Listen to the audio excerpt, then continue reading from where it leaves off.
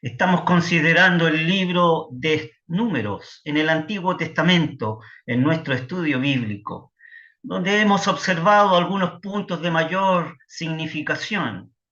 En Números capítulo 9 hay dos temas de importancia que estudiamos allí, la Pascua y la nube. En ambos casos, fíjese, vemos ahora a nuestro Señor Jesucristo. En la Pascua lo vemos en la cruz y en la nube lo vemos en el trono. Ahí leemos en el texto número 2 del capítulo 9: los hijos de Israel harán la Pascua a su tiempo. Había llegado ya el segundo año de la peregrinación y era el momento de celebrar la Pascua por primera vez en el desierto. Iban a recordar su redención. Lo hicieron la primera vez en Egipto, pero acá lo hacían en el desierto. Luego lo iban a hacer posteriormente en la tierra de Canaán. Pero en Egipto el entorno fue distinto. Había sangre manchando la puerta y esto era solemne para ellos. Lo que estaba celebrando ese día era algo que tenía que ver con la vida y la muerte. Fueron salvos, fueron libres. La Pascua en Egipto marcó profundamente sus vidas. La redención es la base de todo lo que se relaciona con el pueblo de Dios. Libre de la servidumbre de Egipto por redención, caminaron a través de las pruebas y dificultades en el desierto por redención, marcharon a través de los muros de Jericó posteriormente y pusieron sus pies sobre los cuellos de los reyes de Canaán solo por redención. La sangre del cordero estaría siempre a la vista de ellos. Inmediatamente después de las instrucciones sobre la Pascua, encontramos el relato sobre la nube y la columna de fuego. Cada vez que Dios deseaba que su pueblo marchara, Él marchaba delante de ellos. Dios se mueve y el pueblo de Dios se mueve. Dios se detiene y el pueblo de Dios se detiene. La Pascua y la Cena del Señor nos inducen a recordar eventos de ayer, pero la nube nos hace pensar en nuestro presente y en nuestro futuro. Nosotros hoy día recordamos el pasado mirando a la cruz, partimos el pan en el presente y miramos adelante ante la expectación de su venida, tal como dice la Escritura, porque todas las veces que comiereis este pan y bebiereis esta copa, la muerte del Señor anunciáis hasta que Él venga, como reza en la primera epístola a los Corintios, ahí en el capítulo 11. Al mirar arriba, o cuando ellos miraban arriba, veían la nube con ellos, los protegía del sol, los calentaba en la noche. La nube se levantaba y ellos partían. Les daba la gracia, les daba la guía, les daba ánimo para seguir adelante bajo su protección. Nuestro Salvador un día ocupó la cruz de vergüenza, pero hoy ocupa el trono en majestad y gloria. En el capítulo 10 de nuestro libro que estamos considerando, nos encontramos ahora con las trompetas de plata. Estas trompetas fueron hechas a martillo, nos recuerdan la redención y los sufrimientos de Cristo. Estas dos trompetas, fíjese, apreciados hermanos, no fueron fundidas, sino que la pieza de metal fue calentada y cincelada con los golpes del martillo. Como Cristo, el cual fue herido por nuestras rebeliones y molido por nuestros pecados. Las trompetas que movían al pueblo de Dios eran emblemas del sufrimiento, pues el que padeció en la cruz es quien nos mueve.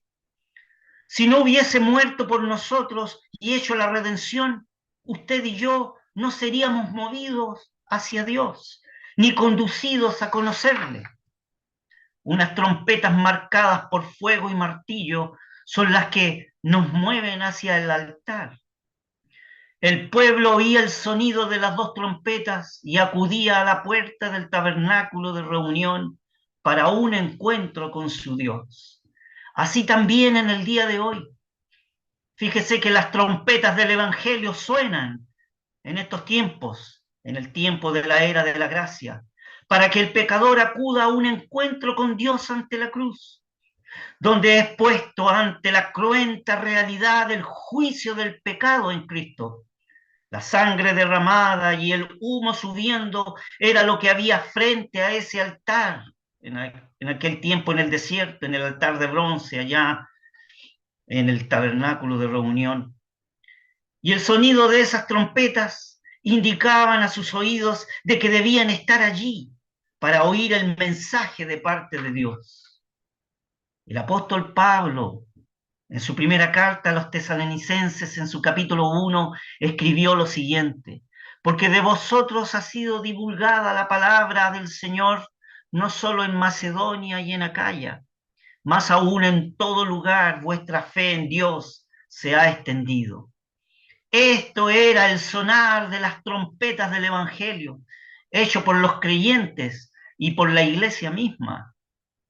Para predicar este evangelio debemos ser movidos a la cruz cada día, apreciados hermanos. Para predicar a Cristo y este crucificado debemos comprender la redención y la obra de justificación, que es algo de vital importancia en nuestras vidas. Pero para otra cosa también sonaban estas trompetas. Sonaban estas trompetas para poder mover los campamentos a través del desierto. Cuando la nube se elevaba y se movía, llegaba el momento de marchar. Estas trompetas sonaban y Moisés decía: levántate, Jehová, y sean disipados tus enemigos, y huyan de tu presencia los que te aborrecen. Y cuando ellas se asentaban, decía: vuelve, Jehová, a los millares de Israel. Hoy quizás vamos a oír el sonar de la trompeta final. Pablo a los Corintios dijo un día: todos ciertamente no dormiremos, mas seremos transformados en un momento, en un abrir de ojo, a la final trompeta, porque será tocada la trompeta y los muertos serán levantados sin corrupción y nosotros seremos transformados. Así ocurrirá, apreciados hermanos, en la venida de nuestro amado Señor Jesucristo, para buscarnos, y nos moveremos para salir con Él y llegar al cielo con Él, a nuestra eterna, gloriosa morada. Teniendo esto en cuenta, apreciados hermanos, entonces sigamos considerando en nuestro estudio bíblico el libro de Números, que en esta tarde o en esta noche consideraremos el capítulo 11. Leeremos el capítulo 11 desde el texto 1 al texto 35. La palabra del Señor dice así: y aconteció que el pueblo se quejó a oídos de Jehová, y oyólo Jehová, y enardecióse su furor, y encendióse en ellos fuego de Jehová, y consumió él un cabo del campo. Entonces el pueblo dio voces a Moisés, y Moisés oró a Jehová, y soterróse el fuego, y llamó a aquel lugar Teberaj, porque el fuego de Jehová se encendió en ellos. Y el vulgo que había en medio tuvo un vivo deseo. Y volvieron, y aún lloraron los hijos de Israel, y dijeron: ¿quién nos diera de comer carne? Nos acordamos del pescado que comíamos en Egipto de balde, de los cohombros, y de los melones, y de los puerros, y de las cebollas, y de los ajos. Y ahora nuestra alma se seca, que nada sino maná ven nuestros ojos. Y era el maná como semilla de culantro, y su color como color de bedilio.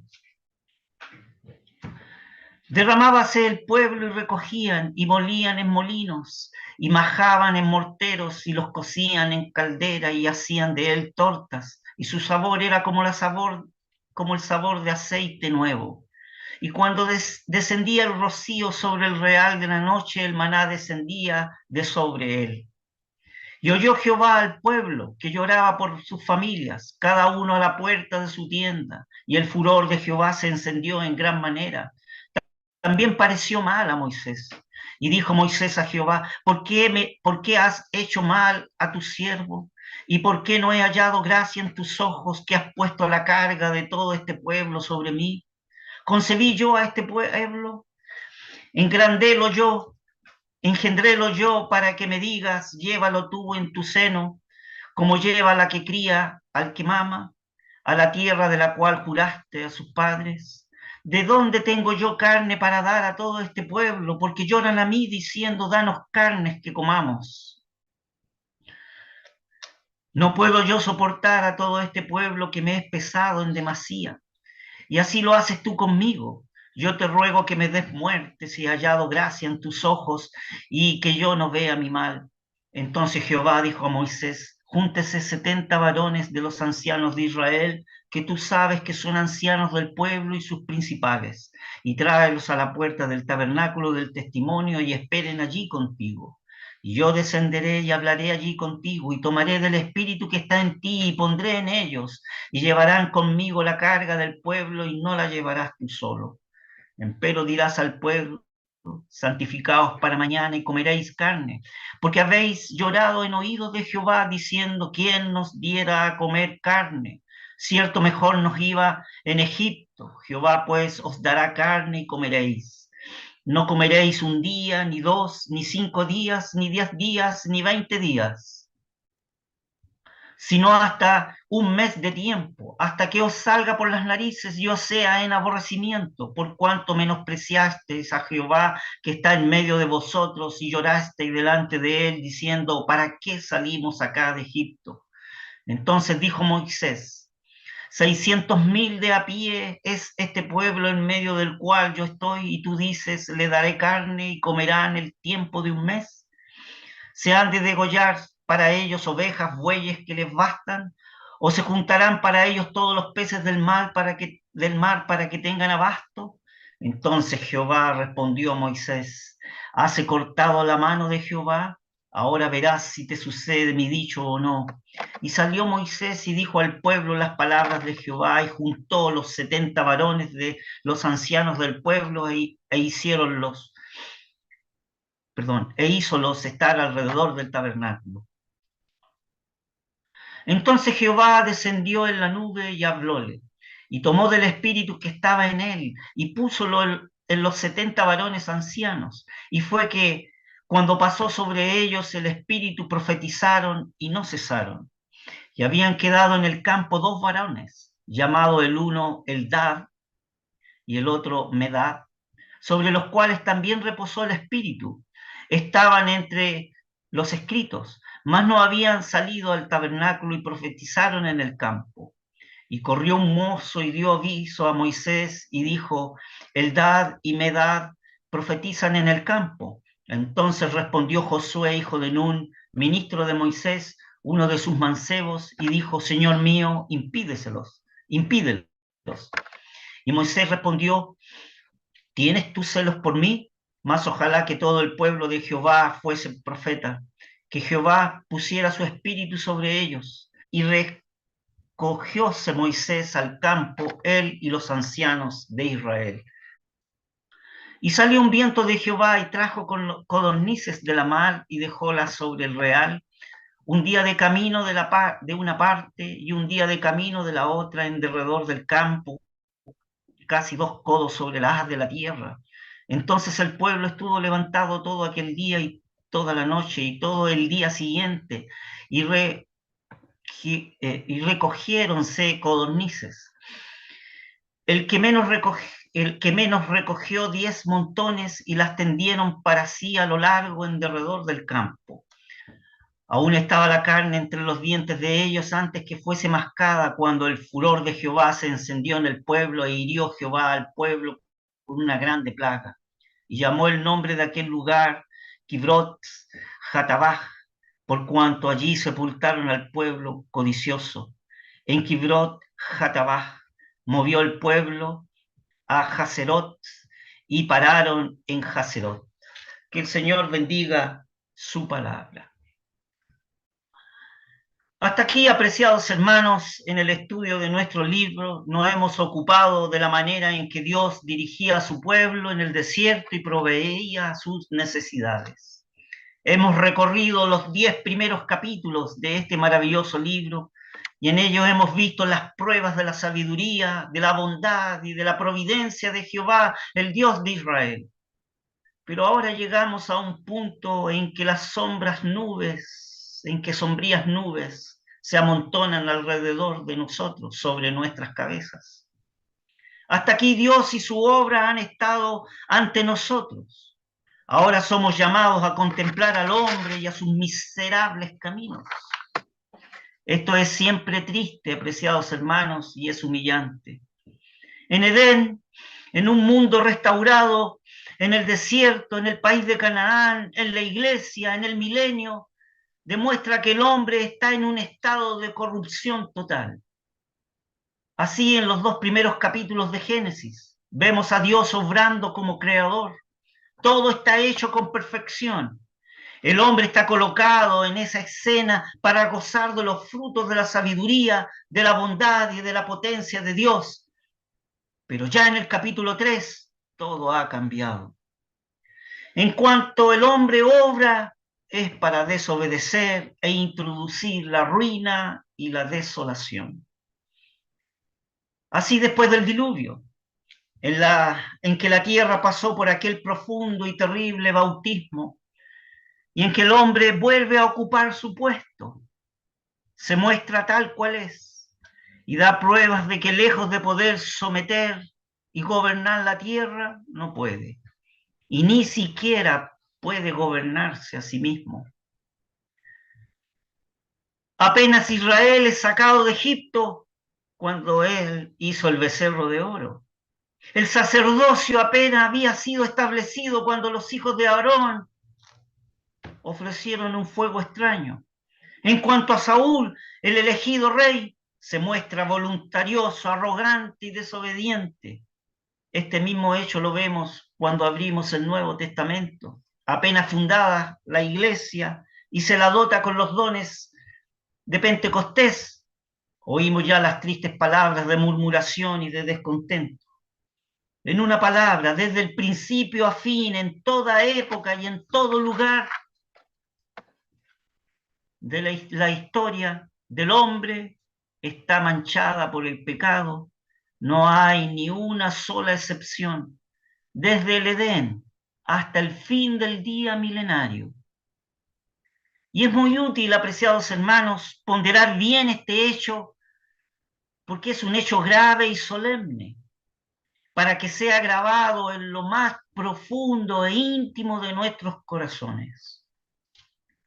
Fíjese que leíamos los primeros 6 textos de este capítulo, de este capítulo 11 de Números. Volvámoslos a leer para poder recordar estos primeros 6 textos. Dicen así: y aconteció que el pueblo se quejó a oídos de Jehová, y oyólo Jehová, y enardecióse su furor, y encendióse en ellos fuego de Jehová, y consumió él un cabo del campo.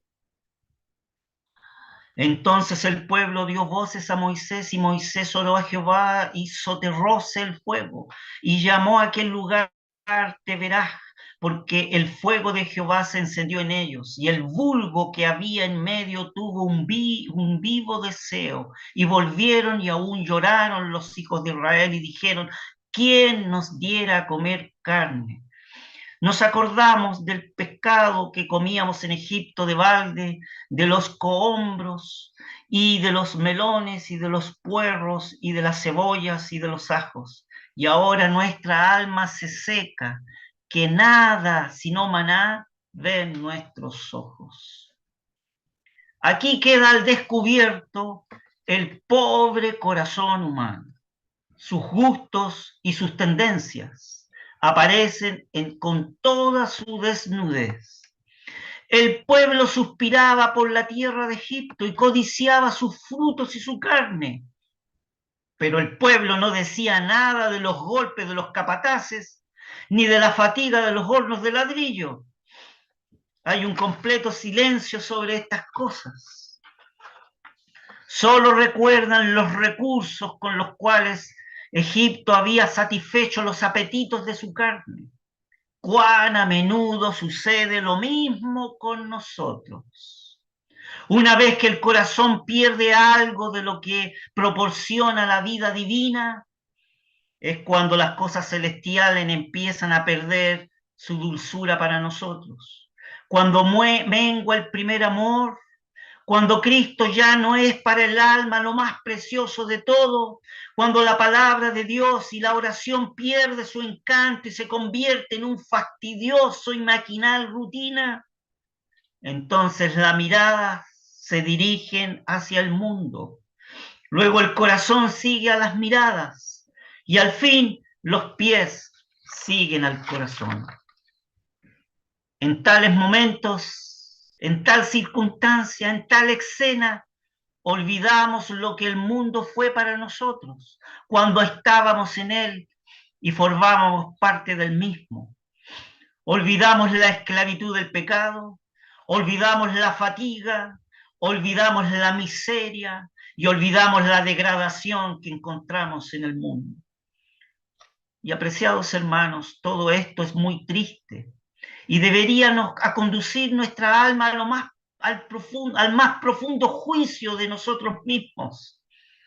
Cuán terrible debieron resonar en oídos de Dios, cuán terrible debieron resonar en oídos de Jehová las palabras, y ahora nuestra alma se seca, que nada sino maná ven nuestros ojos. Cuán terrible tiene que haber sonado en los oídos de Dios y haber compungido su amor en ese corazón al oír estas palabras, y ahora nuestra alma se seca y nada sino maná ven nuestros ojos. Ah, Israel, ¿no podrías vivir de lo que la mano de tu Dios te proporcionaba? Y nosotros, apreciados hermanos, ¿nos permitimos hacer preguntas semejantes en nuestras vidas? ¿Encontramos siempre nuestro maná suficiente para nuestra vida espiritual? Fíjese, apreciados hermanos, que llama la atención una frase llena de importancia, la cual leímos allí en el texto 4. Volvamos a leer el texto 4 del capítulo 11. Dice así: y el vulgo, ¿qué es el vulgo? El vulgo es la multitud mezclada que había en medio del pueblo de Israel. Había una multitud mezclada. Ese es el vulgo. ¿Y qué sucede? ¿Qué nos revela la Escritura con respecto a esta multitud mezclada? Israelitas con otros pueblos. Y el vulgo que había en medio tuvo un vivo deseo, y volvieron y aún lloraron los hijos de Israel y dijeron: ¿quién nos diera a comer carne? Aquí hay una gran lección para nosotros, apreciados hermanos. No hay nada más perjudicial a la causa de Cristo y a las almas de su pueblo que la asociación con hombres de principios mezclados. La verdad que la asociación con enemigos conocidos y declarados son menos peligrosos. El hecho de asociarse con enemigos conocidos y enemigos declarados son mucho menos peligrosos. Pero cuando nosotros nos asociamos con hombres mezclados, hacen un esfuerzo constante estos hombres mezclados para llevar al pueblo de Dios, a unirse con los que no tienen principios bien determinados. O estos hombres mezclados inducen e introducen falsos elementos, falsos profesantes en medio de los que buscan en cierta medida seguir la senda de la separación del mundo y de los preceptos de Dios. Fíjese, apreciados hermanos, que en el Nuevo Testamento tenemos frecuentes alusiones a este carácter especial del mal, hombres mezclados. Lo encontramos proféticamente en los evangelios o históricamente en los hechos y en las epístolas. Así tenemos, por ejemplo, en Mateo 13, la cizaña y la levadura. En el libro de los Hechos encontramos personas que se relacionan con la asamblea y que eran como el mezclado vulgo que está citado aquí en Números. Ya el apóstol advertía: allá en Gálatas capítulo 2, y dice, y eso por causa de los falsos hermanos, que se, que se, que se entraban secretamente para espiar nuestra libertad que tenemos en Cristo. Y fíjese que en la epístola de Judas hay una manifestación muy parecida, y dice en su texto 4 allá en Judas, porque algunos hombres han entrado encubiertamente, los cuales desde antes habían estado ordenados para esta condenación, hombres impíos, convirtiendo la gracia de nuestro Dios en disolución y negando a Dios, que solo es Él que tiene dominio, y a nuestro Señor Jesucristo. El mezclado vulgo tendrá seguramente un vivo deseo, y el pueblo de Dios en contacto con este mezclado vulgo se hallará en eminente peligro de salir de su sencillez y de su obediencia al Señor. Y también llegará a sentir el fastidio del maná celestial. Qué gran lección para nosotros, apreciados hermanos. Qué gran lección para nosotros hay aquí en la Escritura inspirada.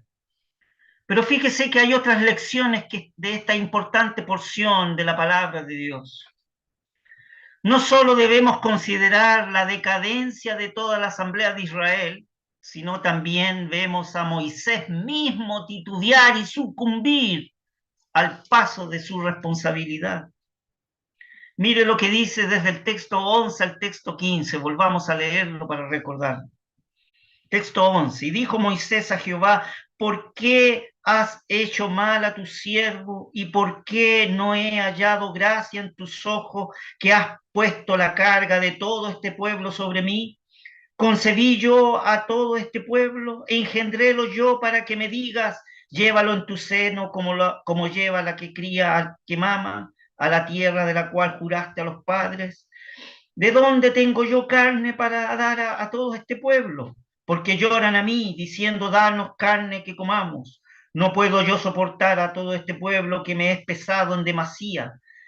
Y si así lo haces tú conmigo, yo te ruego que me des muerte. Si he hallado gracia en tus ojos y que yo no vea mi mal. ¿Qué debemos pues aprender de la notable explosión de abatimiento descrito aquí? Por lo menos que es el desierto el que hace manifiesto lo que se encuentra a lo mejor de nosotros.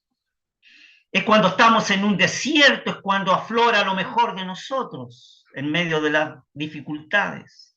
Es allí donde mostramos lo que hay en nuestros corazones. Y es aquí en el libro del desierto el cual nos relata toda clase de faltas y de enfermedades, las cuales están enteramente a los ojos de Dios. El Espíritu de Divinidad inscribe aquí fielmente en este libro todas las cosas. Nos presenta a los hombres tal cual son, y aunque sean un Moisés, el cual habla con ligereza con sus labios, aquí podemos comprobar un sello de principio moral aplicable a todos los servidores de Cristo en el día de hoy.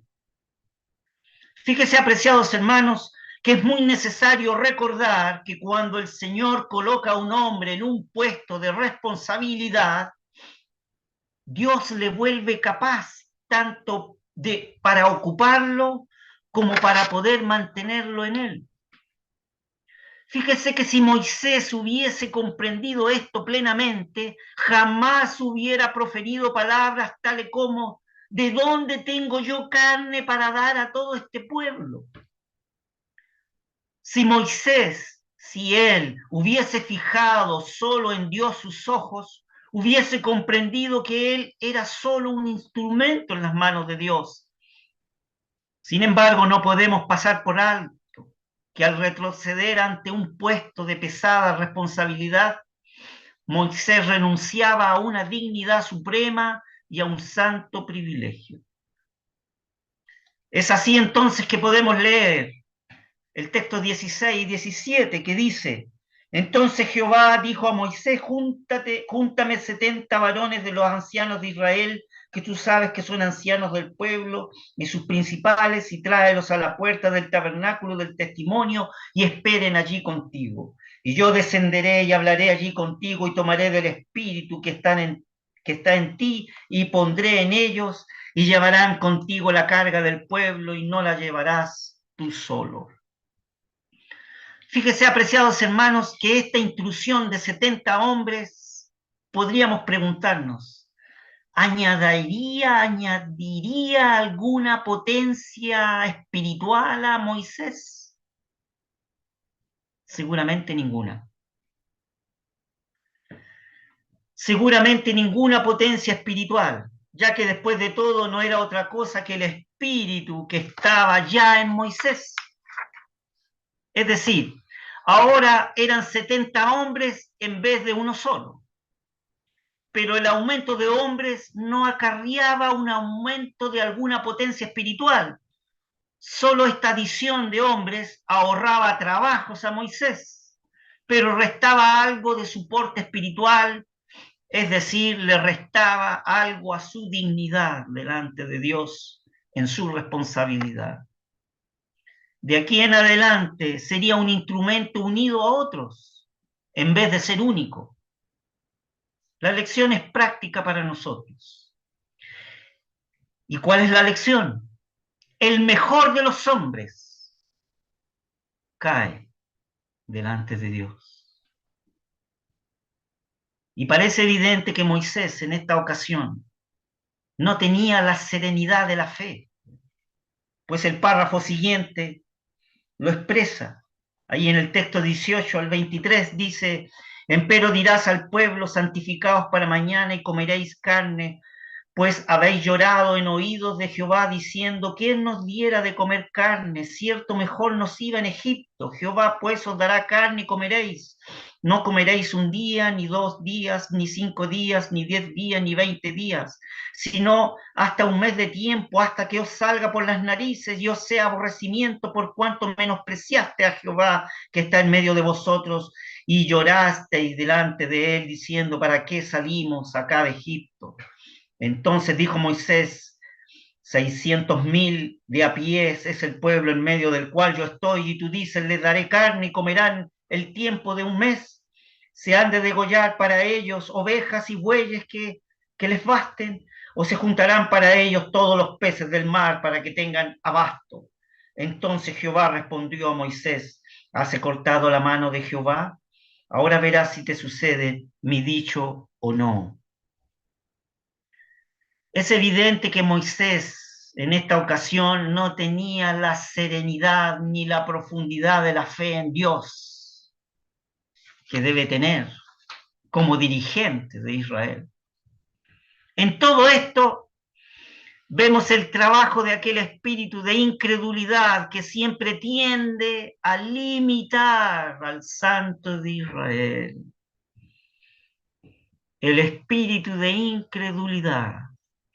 El Dios Todopoderoso, el poseedor de los cielos y de la tierra, el creador de los cabos de la tierra, no podría proporcionar carne a 600.000 hombres a pie.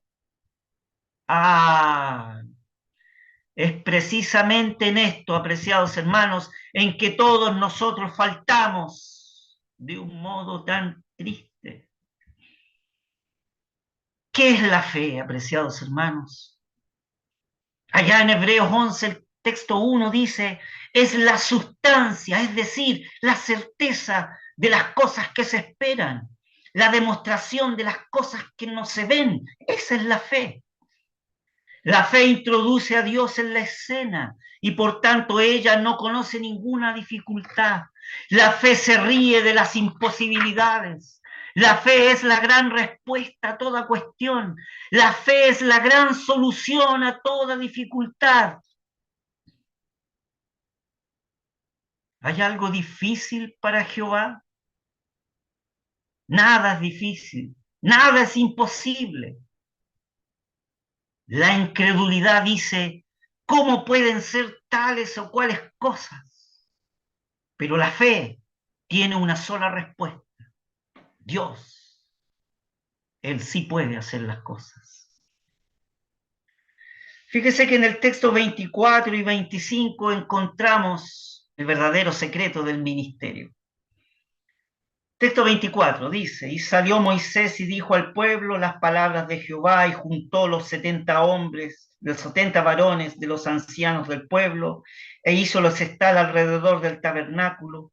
Entonces Jehová descendió en la nube y hablóle y tomó del espíritu que estaba en él y púsolo en los 70 varones ancianos. Y fue que cuando puso sobre ellos el espíritu profetizaron y no cesaron. El verdadero secreto de todo ministerio, apreciados hermanos, es la potencia espiritual. Ese es el verdadero secreto en todo ministerio y predicación de la palabra de Dios. El secreto es la potencia espiritual. No es el genio, no es la inteligencia, ni la energía del hombre en la carne, sino sencillamente la potencia del Espíritu de Dios. Esto era verdad en los días de Moisés y esto es verdad aún en el día de hoy. No con ejércitos ni con fuerza, sino con mi espíritu, ha dicho Jehová de los ejércitos, escrito en Zacarías allá el capítulo 4. Un ministro que fluye de una dependencia permanente del espíritu de divinidad no puede jamás ser estéril. Cuán importante es entonces, apreciados hermanos, que todos los que sirven al Señor, ya sea en la predicación del Evangelio, ya sea en el ministerio de la palabra de Dios, ya sea en la iglesia de Dios, se apoyen continuo y exclusivamente en la potencia del Espíritu Santo. No hay cosa más peligrosa cuando la carne quiere servir a Dios. Y cuando la carne quiere servir a Dios, se reflejan los efectos de la carne, los celos, las envidias, las detracciones, las dificultades.